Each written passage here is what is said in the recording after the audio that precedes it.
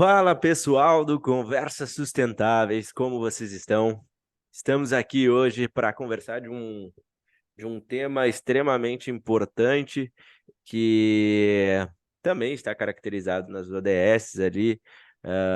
Obviamente, a gente vai falar de uma forma trazer um pouco a questão de bem-estar e felicidade no trabalho, o quanto isso impacta nos negócios, o quanto isso pode gerar mais engajamento e, por consequência, melhores resultados financeiros para as empresas. Hoje, quem vai falar com a gente é o Elvis Ney, ele está em Portugal, vai contar um pouco do que ele vem estudando e aplicando em relação às pautas de felicidade, bem-estar. Então, Elvis Ney, primeiramente, cara, muito obrigado por estar aqui com o nosso público, falando sobre esse tema tão importante. E, por favor, te apresente aí pra gente, quem é o Elvis Ney, e como é que tu chegou, assim, por que que tu É. resolveu olhar para essas pautas? Bom, Wagner, em primeiro lugar, e ao nosso público, eu, eu gostaria de agradecer, porque é extremamente importante, sempre que a gente tem um espaço para conversar um pouquinho a respeito de um tema que é tão envolvente no nosso dia a dia, né? Se fala de felicidade desde que a gente começa a se entender como gente. Eu sou professor universitário.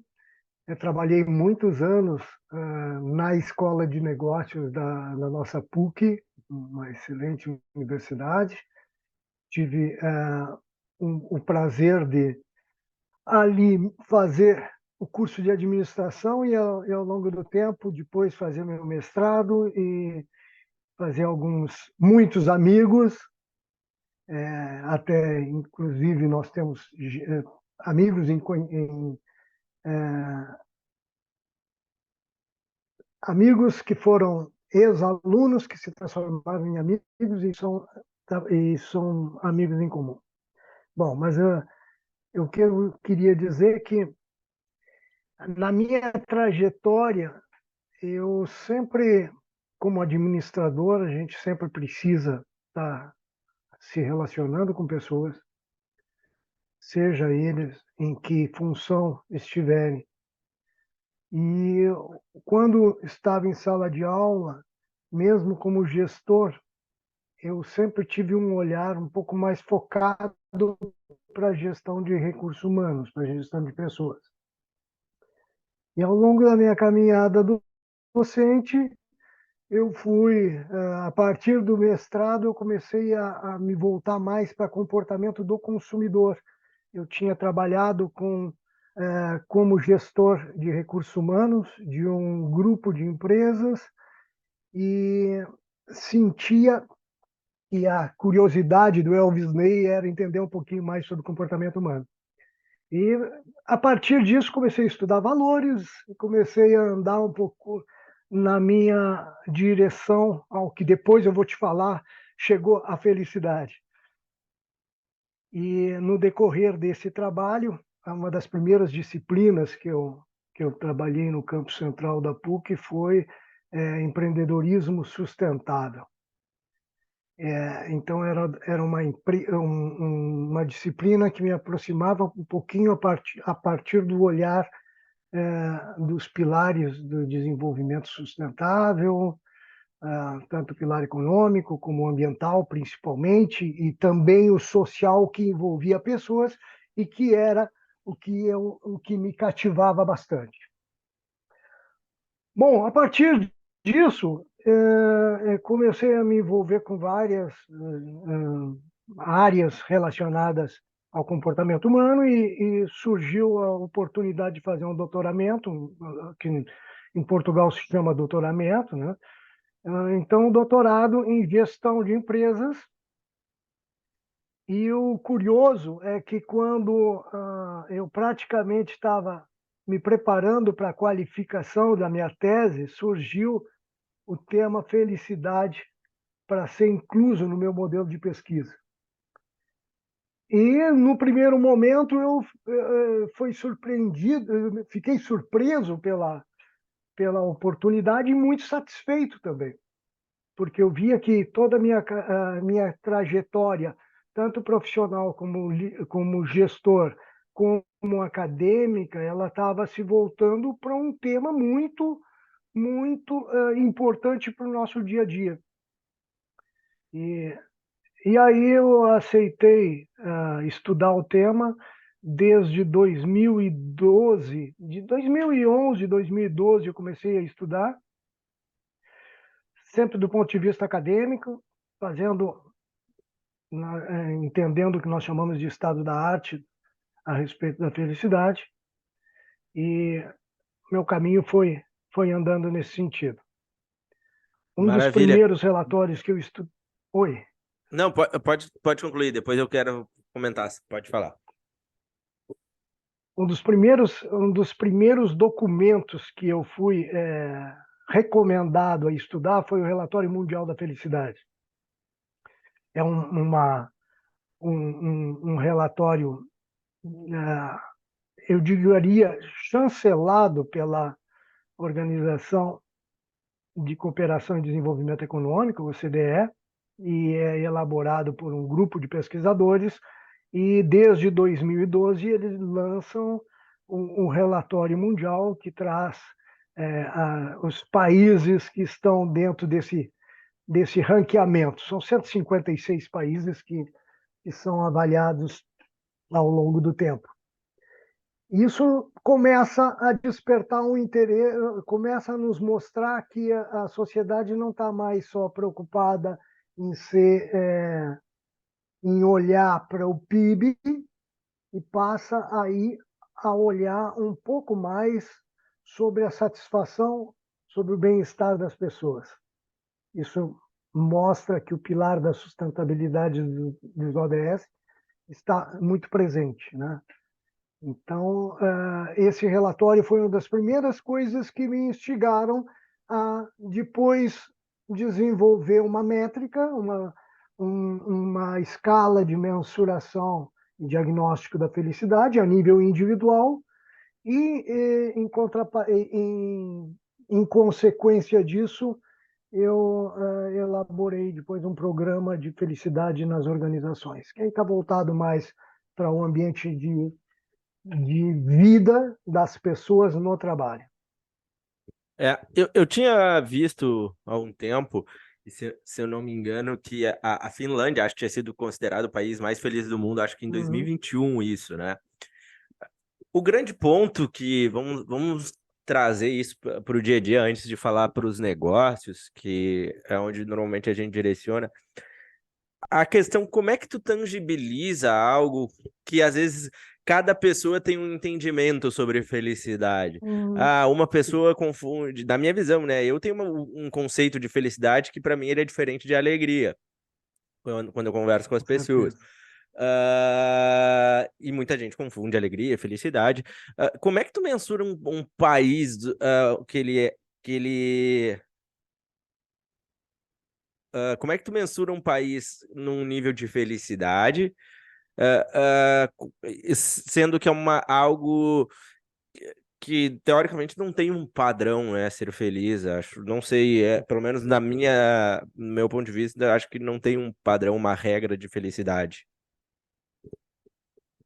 Bom, eu acho que, em primeiro lugar, tu faz uma leitura muito precisa quando a gente diz que felicidade não é só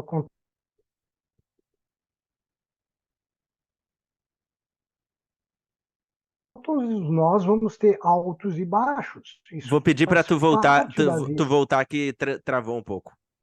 Voltar do início. Uhum.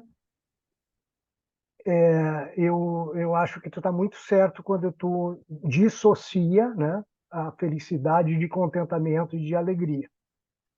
Realmente, a alegria, contentamento são emoções, assim como tristeza, como estresse, são emoções que todos nós vivemos no nosso dia a dia, faz parte da vida humana.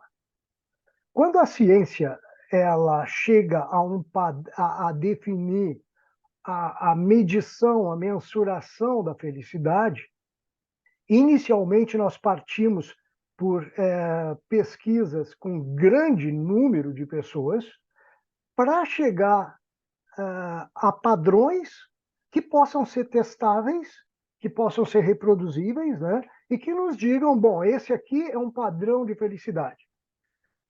Quando a OCDE faz essa pesquisa, esses pesquisadores, eles procuram examinar vários aspectos para poder ranquear o país. Então, por exemplo, renda per capita é um deles, expectativa de vida saudável é um outro padrão, um outro indicador.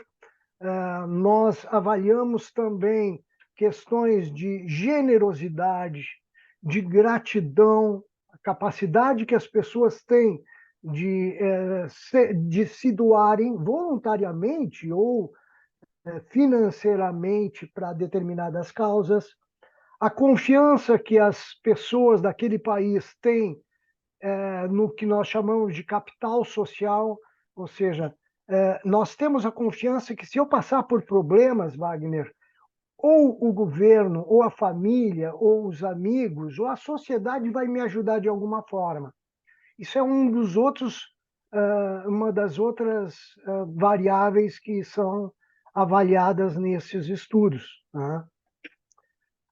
Nós consideramos hoje, quando eu falo nós, eu estou falando ciência, nós consideramos hoje que a felicidade é composta pela satisfação com a vida, é a avaliação que cada um de nós faz da vida no momento presente e que faz também olhando, queira ou não, nós trazemos na memória fazemos uma retrospectiva de como foi nossa vida até agora.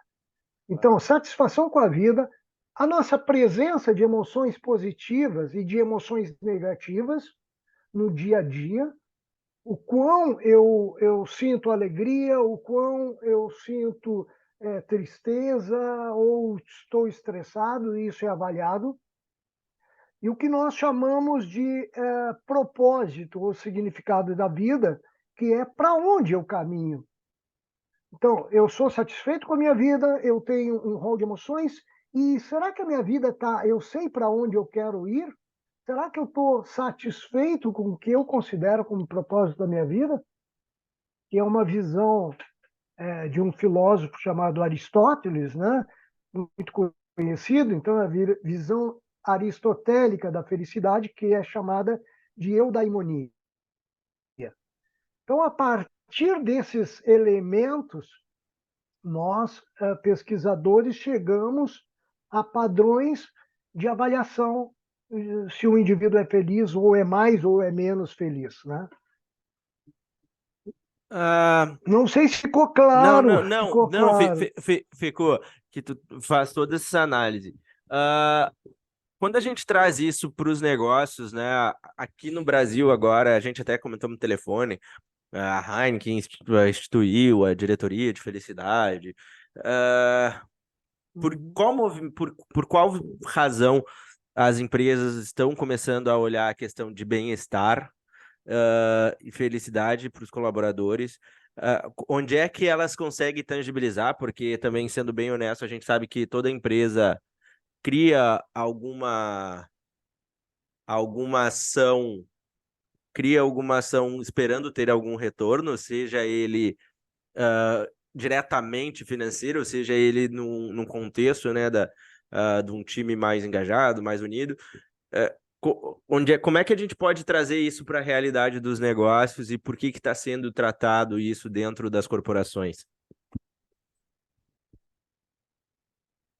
Bom, o ambiente de negócios, assim como qualquer ambiente, né, ele sempre prescinde das pessoas. E nós sabemos que, se nós olharmos para o passado, nós vimos que a gestão de pessoas evoluiu muito. Antes, praticamente, nós tínhamos um olhar mais manipulativo. Eu só cuido das pessoas porque elas vão me trazer um resultado. Se elas não trouxerem resultado, eu substituo as pessoas. Era uma visão muito, eu diria, equivocada do ser humano. Hoje, com a mudança principalmente das novas gerações, gerações Z, principalmente, geração alfa agora, estamos vendo que não basta mais nós cativarmos pessoas para trabalhar conosco se nós usarmos apenas um apelo de utilidade, como é que se utilizava, em termos de salários, de promoções. Esse apelo não é suficiente para nós mantermos. Nós podemos até atrair, e o indivíduo vem, o jovem vem para a empresa, trabalha um pouco, e ele vai buscar um outro lugar, se ele não estiver enxergando que ali é o espaço dele. Então, o que se vê hoje? Nós estamos pensando que o ser humano, que além de pensar no indivíduo como funcionário, como colaborador, nós temos que pensar no indivíduo como ser humano. E eu diria mais, não é só pensar no colaborador, é pensar em todo o entorno que envolve o colaborador. Enquanto tu está falando em felicidade, tu está perguntando a esse indivíduo, será que você está feliz com o seu ambiente, com a sua família? Está feliz nos seus relacionamentos? Tu estás feliz com as finanças? Será que você está feliz com a forma de vida, com a saúde física e mental, que você, o estilo de vida que você vem utilizando hoje? Então, quando a gente fala em criar diretoria de felicidade, no caso da Heineken, do Google, do Facebook, Spotify e outros exemplos que tem, eles perceberam que estrategicamente eu tenho que cuidar do indivíduo enquanto ser humano. Se esse indivíduo não estiver bem consigo, ele nunca vai estar bem conosco. Mais ou menos nesse sentido que eu enxergo isso, Wagner. Tá, mas a gente tem, olhando para o Brasil, né? A gente tem muitas culturas, né? Principalmente quando a gente fala aqui do Sul, né? Nós dois gaúchos, embora o podcast ele rode aí Brasil afora, mas nós como gaúchos a gente sabe que tem muita cultura, né? Muita gente tem entrado. Quando a gente fala de pautas de diversidade, inclusão, bem-estar, felicidade muito se atrela àquela que está muito forte nos Estados Unidos, que é cultura woke, politizado, papo de comunista, papo de esquerda, papo de direita. E isso virou muito Uhum. nos negócios, é uma barreira para ser entrado. Como é que a gente pode trazer isso num viés que o empreendedor olhe também? Obviamente, eu digo, né? Eu prefiro fazer algo por entender que é importante, legal, do que fazer forçado, porque vão existir regras, formas de tu ter que mudar o teu padrão. Mas como é que tu enxerga essa mudança? O que a gente pode trazer de situações para essas empresas, exemplos que eles possam seguir também, e como eles identificam também que a empresa tem esses gargalos, ou que ela é uma boa empresa, ou que não é. A tua pergunta é um pouco difícil para mim responder, mas eu vou te dizer o seguinte: é, hoje, quando a gente fala, vamos olhar assim, ó, nós estamos falando em diretoria de felicidade, em grandes empresas, e muitas vezes o empreendedor ele acha, não, mas isso são situações só para grande empresa. Pode estar equivocado nisso. Vamos olhar qual é o espírito da empresa familiar.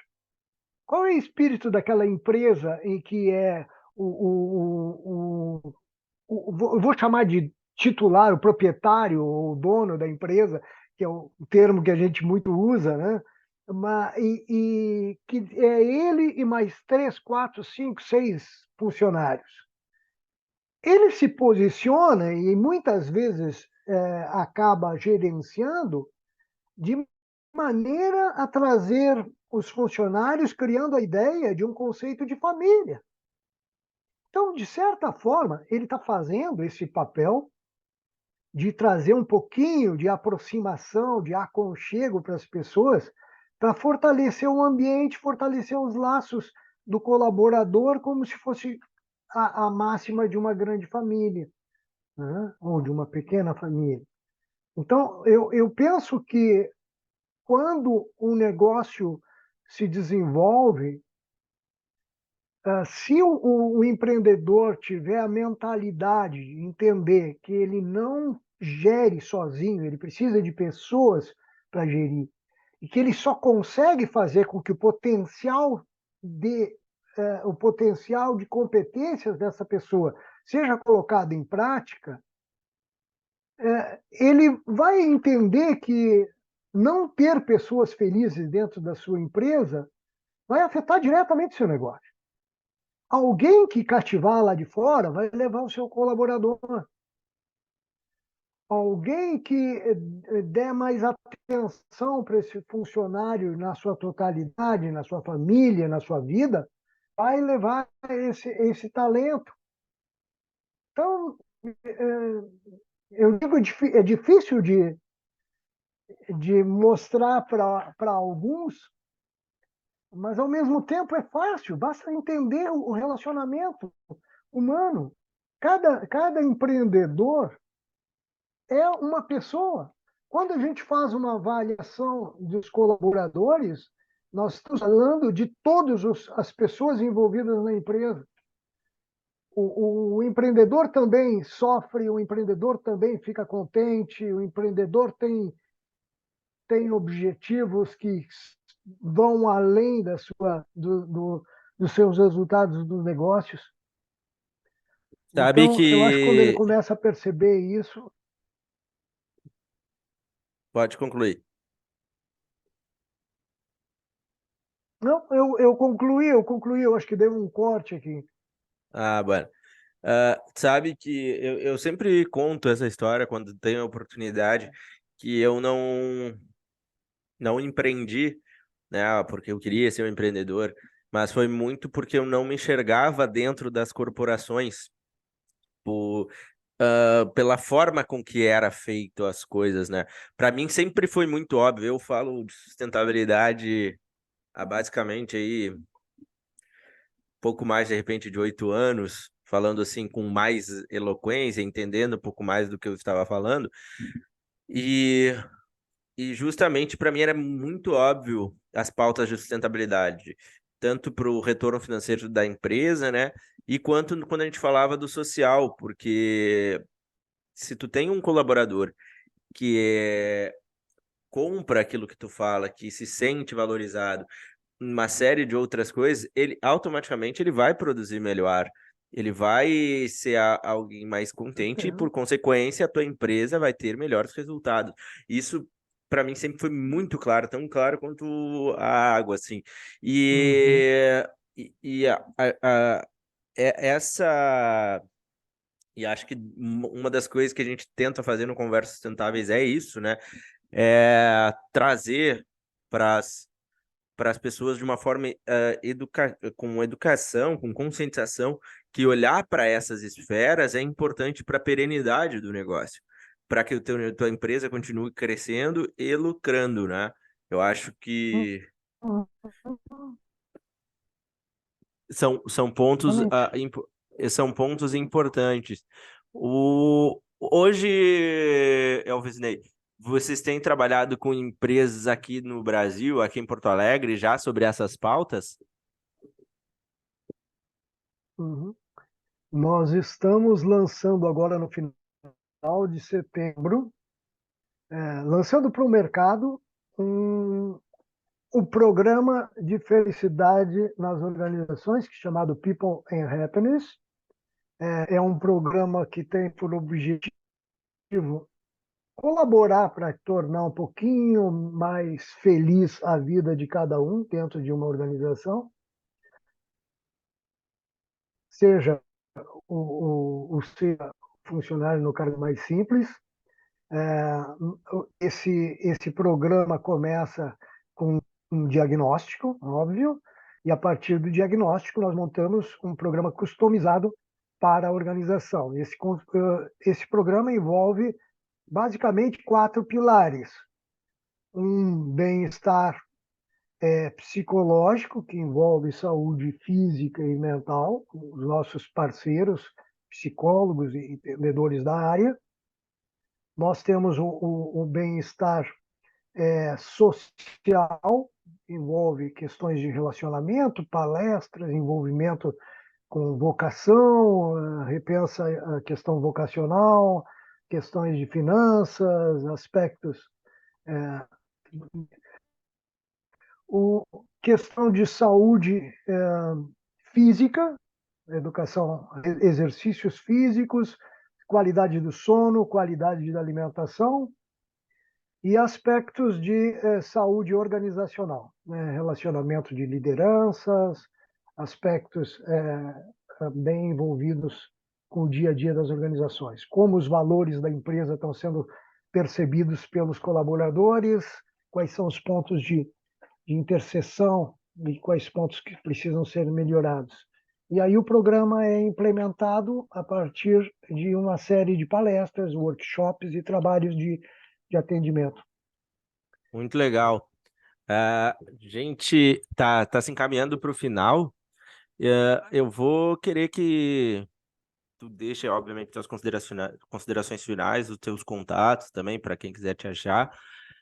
Mas se tu pudesse assim, sintetizar por que as empresas agora assim deveriam se falar assim, pudesse dizer assim uma palavra que todos os empresários pudessem escutar ela, o que seria em relação a olhar para essas pautas de sustentabilidade, de felicidade, de bem-estar, prestar atenção no que está acontecendo dentro. E também quero agradecer também a disponibilidade de ter explanado um pouco sobre esse assunto para a gente. Para quem quiser saber mais também, a gente vai fazer um webinar para falar sobre essa pauta. Mas também podem nos achar no Conversas Sustentáveis, @Conversas Sustentáveis, é tudo Conversas Sustentáveis, e a gente pode conversar muito mais sobre isso. Então, Elvis Ney, vou deixar essas últimas falas contigo. Tudo bem. Eu te confesso que em determinados momentos, eu fico um pouco mais tímido, o que normalmente na sala de aula não acontecia. E Wagner, o que eu diria é que se o empresário entender que como ele se posicionar como indivíduo, como pessoa, ele vai ver o quão é importante ser tratado bem. Quando nós gostamos que o mercado nos trate bem, nos acolha com respeito, com dignidade, com reconhecimento, muitas vezes é a expectativa que o nosso colaborador tem de ser observado dessa maneira. Então, entender de pessoas precisa compreender pessoas, precisa se posicionar como um ser humano, como uma pessoa. No momento em que ele faz isso, ele começa a ver o quão ele precisa trabalhar de forma integrada com pessoas para ter os seus resultados. Ninguém é onipotente para trabalhar, para conseguir ter todos os talentos e todas as competências para conduzir o seu negócio. E é importantíssimo que a gente saiba usar, reconhecer e usar os talentos dos outros para conseguir resultados. Perfeito, Acho que é essa. maravilha. Muito bom. E como é que as pessoas te encontram? Quem quiser falar mais sobre esse assunto, além de poder participar lá no webinar ou participar do Conversas Sustentáveis, como é que te encontram ou te contratam também para suas empresas, tendo em vista que o Uhum. nosso público é bem seletivo, né? É bem seleto, já é um público nichado de executivos e empresários. Então, pode ser que o que tu esteja falando seja a dor de alguma dessas empresas, desses colaboradores que já estão percebendo isso nas empresas também. Ok. Eu vou te deixar depois, porque nós vamos ter um lançamento do site, The People and Happiness, no final de setembro, começo de outubro, em princípio no dia 2 de outubro. O meu e-mail para o programa é felicidades@ecc+, que é o nome da consultoria que é dona do programa. E o meu e-mail pessoal é elvisneycamargo, gmail.com. Fico à Maravilha. disposição. Show de bola, pessoal, também que ficou com a gente até aqui o final. Te inscreve aí no canal para saber sempre o que está acontecendo em todos os âmbitos da sustentabilidade. Esperamos que a gente possa ter conseguido trazer mais um pouco dessas pautas que estão acontecendo no Brasil e no mundo. Elvisney, muito obrigado, meu caro, e a gente segue em contato. Tchau, tchau. Obrigado.